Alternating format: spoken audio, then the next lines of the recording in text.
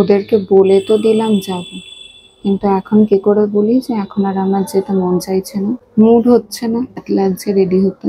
কেন যে যাওয়ার কথাটা তুলতে গেলাম, এখন যদি আমি প্ল্যানটা করে আমি ক্যান্সেল করতে যাই, কি জানি কে কি ভাববে। সে যে যাই ভাবুক, আমার তাতে কি, আমার তো কাজটা আগে। ঘটনা হচ্ছে আমার তো কোনো কাজ নেই, আমার তো ল্যাদ লাগছে রেডি হতে। না, একটা ঢপ তৈরি করতে হবে। কি বলা যেতে পারে ওদেরকে, যা সবই গন্ডগোলের মূলে আমি নিজেই আছি। কি দরকার ছিল প্ল্যানটা বানানো, নাও করতে পারছি না। কি বলবো, না যেতে দিচ্ছে না, কিন্তু মা তো যেতে দিয়ে দিয়েছে। এবার যদি আমাদের কেউ বলে যে কাকিমাকে ফোনটা দে, আমি কাকিমার সঙ্গে কথা বলছি, কি করবো তখন? অবশ্য গেলে ভালোই লাগবে। ওর বেরোনো মানে আবার সাজো গোজো রেডি হও, বাড়িতে গেস্ট এসে গেছে বলে দেবো।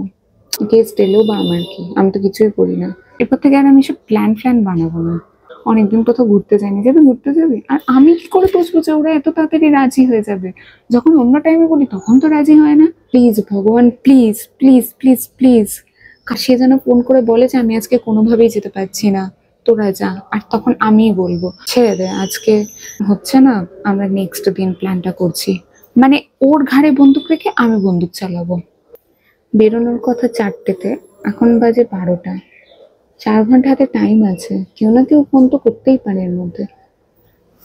বা যদি বৃষ্টি হয় তাহলে তো পুরো প্ল্যানই ক্যান্সেল হয়ে যাবে। প্লিজ ভগবান বৃষ্টি করে দাও, প্লিজ প্লিজ প্লিজ ভগবান, প্লিজ প্লিজ প্লিজ প্লিজ।